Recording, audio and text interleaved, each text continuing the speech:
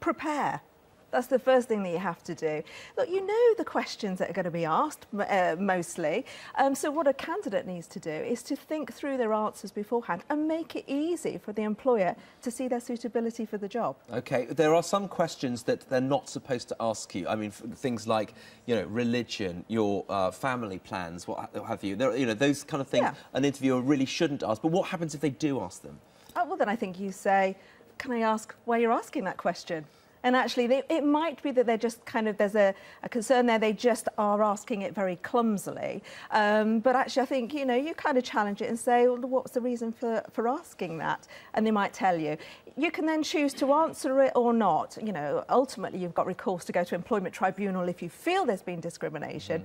Most of the times, it's usually ignorance. And again, if you want the job, you might have to think about what's the best way to answer that question. Are we getting worse at it? I'm thinking particularly about young people. Sometimes when I talk to bosses, they say that young people have lost the skill of communicating and talking through an interview confidently and, you know, making sense of themselves. To be fair, I don't think it's just young people. I think there are more mature people as well who struggle with it. Quite often people don't get how an interview should work. They think, oh, it's the interviewer's job to get the best out of me. Well, no, it isn't. You're there to sell yourself for that job and show your suitability. So kind of the onus is on the candidate, really. Should you practice? I mean, should you practice this sort of thing? Absolutely, you should practice.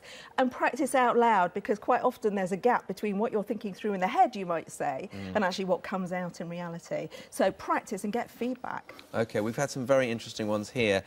This is from Michael in Guildford. I accidentally kissed my boss as she was showing me out of her office. Little did I know she was leaning forward to open the door.